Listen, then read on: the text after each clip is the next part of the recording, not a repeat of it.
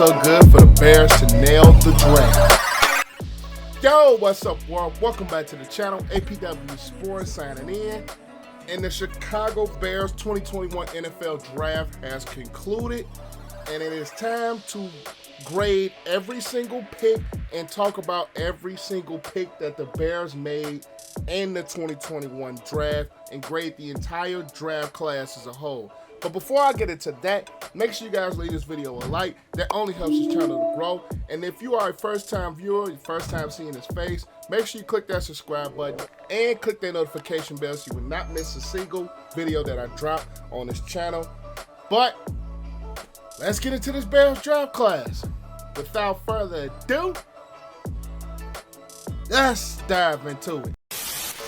I'm striving to get rich. That's why I always went 2 years without buying shoes and feet. Things change now. My mom hearing me with my music and she look a little proud. All right, so we're going to get into the first pick.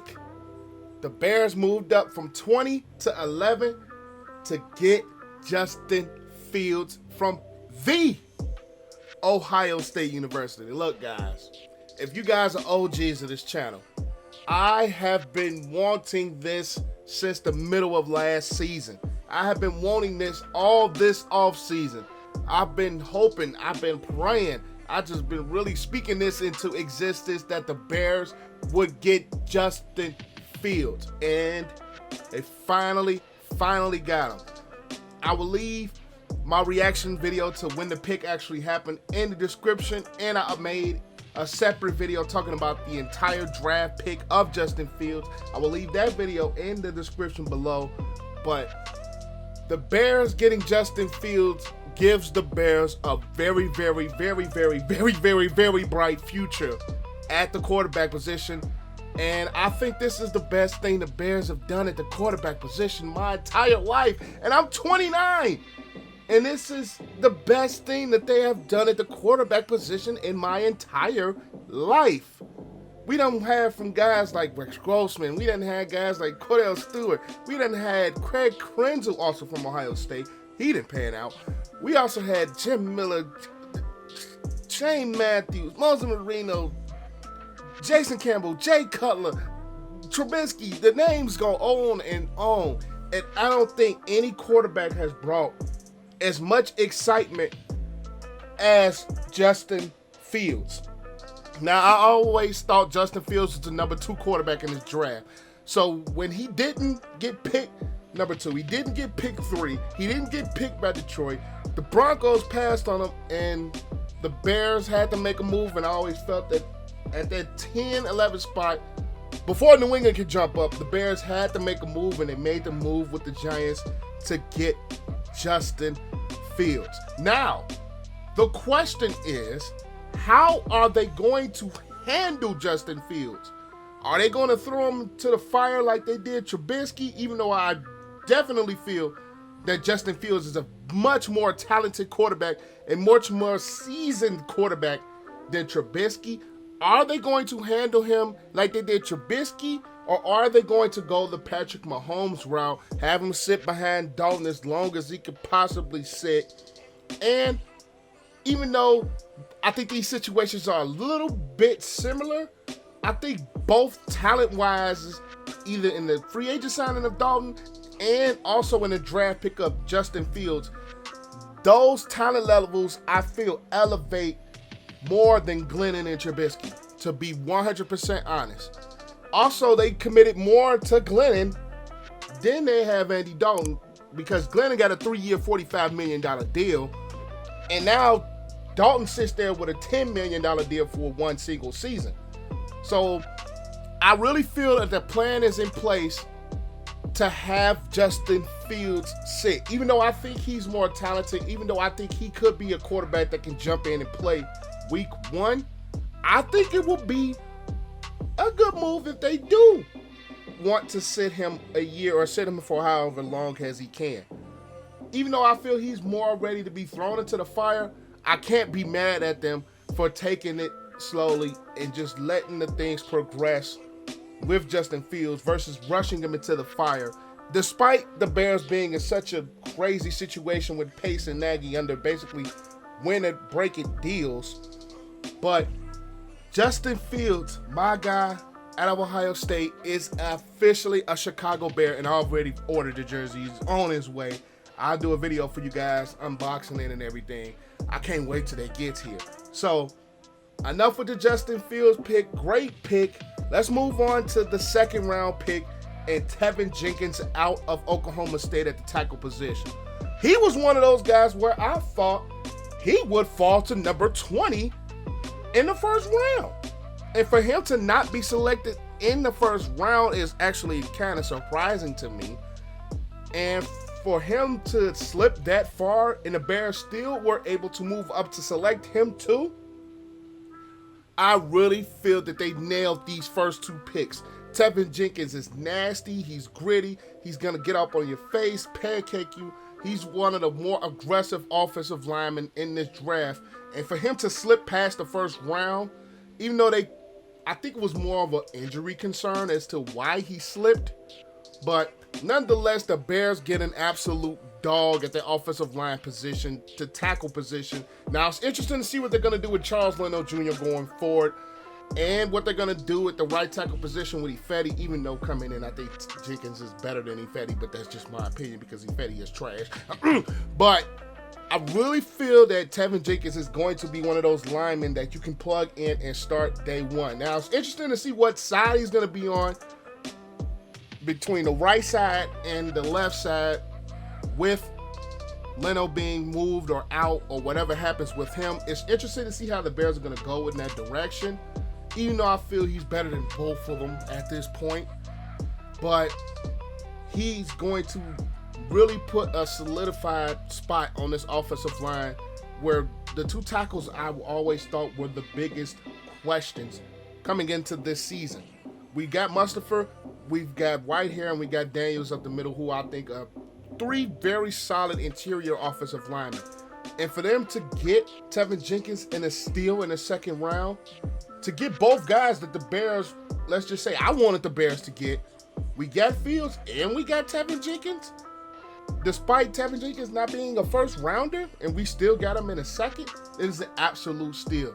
Both of those picks are A++ in my opinion. Both of those picks make this team that much better, not just now, but in years going forward.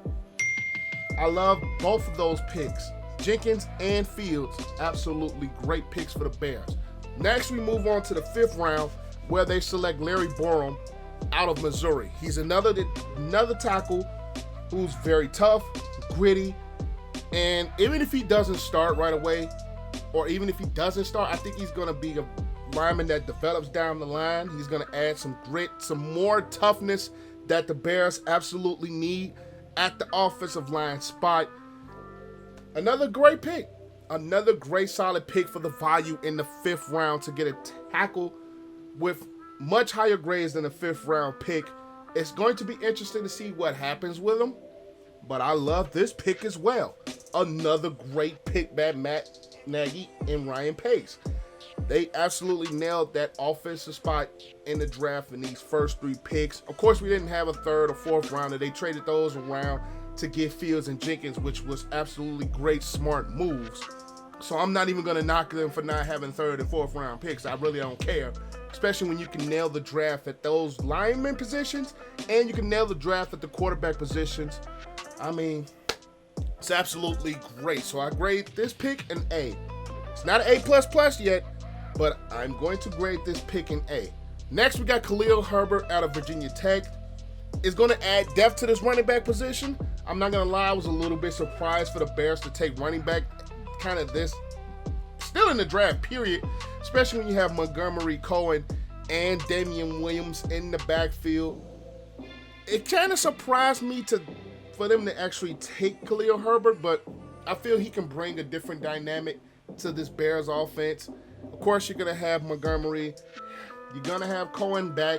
Hopefully he stays healthy. You're going to have Williams as a weapon. And now I think Herbert just adds more depth to this Bears backfield that's already, I'm not going to say loaded, but it's already with studs at that position. So you bring in Herbert. I really feel that this Bears offense can be just more just better in my opinion, even if the quarterback is Dalton Fields. I think with these picks, the Bears offense can be that much better. And I'm going to grade this pick. I'm not going to grade it an A, but I am going to grade it a B. Even though I think he can come in and produce, I just didn't think the Bears would actually go running back at this spot, especially with Montgomery and Cohen and Williams, like I aforementioned. But, hey, you can't be but only so loaded, especially with the prices, the salary cap situation with the Bears. So I give this one a B. I'm not going to give it an A because I think maybe they would have went a receiver maybe earlier than what they did. And speaking of receiver, Dazz Newsome out of North Carolina. It all depends to see what happens with Anthony Miller. The trade rumors have been going crazy. But Dazz Newsome is another guy I think can be a steal of the draft. He could come in and play right away, especially with the talent the Bears do have at the wide receiver position with Robinson. You have Mooney. It's waiting to see what we're going to have with Miller. But you also add Marquise Goodwin. We're going to have to see how he does too because he opted out of last year. But Dazz Newsome can come in this Bears offense, and I think he can have some productivity right away. He's not going to be the highly talented guy that's going to come in and break all these type of records, even though I can hope for it all I want to, of course. But him at North Carolina, he was a very productive player there. And I think if used right, he can come into this Bears offense and have some success. So I'm going to rate this pick. I'm going to also rate this pick a B because the Bears do need help at the receiver position just in case they actually do trade Anthony Miller. Javon Williams, I've had high expectations for him, but to this point, he hasn't quite lived up. Riley Ridley, the Bears never really utilized him, so I feel that Newsome, getting him here, I think can be a very valued pick at the 6th round. He can still be a very valued pick for the Bears. And next up, we're going to get Thomas Graham Jr., the defensive back out of Oregon. He comes in and I think he can plug and play right away. You don't have Buster Screen anymore. Kyle Fuller is now gone. So you're going to have Jalen Johnson. Artie Burns, hopefully he can come back healthy from that torn ACL that he didn't play a single down last season. Still have Duke Shelley on your roster. You still have Vildor, who came in and played some solid football. And you also had Desmond Trufant. I almost left him out. So you do, I think, add more depth to the quarterback position. You add more to your weaponry on that side of the ball where you can use. I really thought they would maybe go a different route. But getting Thomas Graham, I think, can add more depth. He can be a guy I think can plug in and have some productivity in this Bears defense, especially under Sean Desai. He can come in, probably play a little bit of a slot corner position, especially early on in his career. But the Bears nailed this pick too. I'm going to give it a B. It adds more depth to a position where you actually needed more depth to. It adds more to this Bears defensive weaponry. So I'm going to give this Thomas Graham Jr. pick a B. And last but not least, we have, I'm trying not to butcher his name, Kyris Tonga, defensive lineman out of BYU. Now look, the Bears lost a lot on the defensive line last season. Warren Robertson-Harris missed out last few games with a shoulder injury, ended up moving to Jacksonville. Brent Urban is no longer with the team. He ended up signing with Dallas. We do get Eddie Goldman back this season, which will be a huge thing for us going forward. But you still have Bilal Nichols at the inside. All the rumors are about Keem Hicks, but he is still on the roster. I think you bring in Tonga. I think he's more interior, and he adds more depth to the Bears in the interior front, especially if guys go down with injury once again. Akeem Hicks did not really stay healthy the last 2 years, so we're going to see how that goes there. But Tonga is a very physical force in the middle of a defense. He can come in and play some 3 technique. He can play some inside technique. So that brings more depth, especially with Eddie Goldman now coming back. Bilal Nichols having a very good season last year, and you add on Tonga. I think having those guys back up front is going to free up more room for Khalil Mack. It's going to free up more room for Robert Quinn, who we hope can be more productive this year than he was at any point last year. So I'm going to give this grade a B as well. And its totality of the Bears draft picks, I'm going to grade this draft an A+. I think they nailed every single pick in this draft. They got people that they needed at every single position they needed, maybe outside of running back, but I could understand why they went running back. But the Bears, I really feel, nailed this draft. But I will say this. The main question that comes into this season is how they are going to handle Justin Fields. That really determines if this draft class is truly worth the A+ grade. It's how is this Bears organization going to handle Justin Fields? If you guys want to see my entire video of my thoughts on that entire situation, leave your thoughts in the comment section down below. But overall, at this draft, the Bears nailed it. They solidified positions that they needed to solidify with defensive tackle, with the wide receiver position, and definitely with the offensive line and Jenkins and Borum. They really, really nailed this draft. One thing about Ryan Pace, he has been really solid at drafting. I will give him credit there. His free agent moves are kind of questionable, but when it comes to drafting, he really nails draft picks. So I will give him credit on that.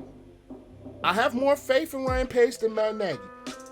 But like I said, this entire draft class is all going to depend down on how Nagy handles Fields. But overall, the Bears nailed it. This draft class gets an A+ for me. But that is all I have. Make sure you guys leave this video a like. That only helps the channel to grow. Comment your thoughts down below on this Bears draft class. What do you think? Did they nail it? Could they have different picks? Leave your thoughts in the comment section down below. I would love to see what you guys think and keep this conversation going. And also, if you have gotten to this point in the video, make sure you get that subscribe. Make sure you click that subscribe button. I can't even talk because I'm happy. And click that notification bell so you will not miss a single video that I post. But I am a happy Bears fan. APW Sports signing out. Make sure you guys stay safe. Have a great and excellent day. And I'll catch you guys in the next vid. Peace.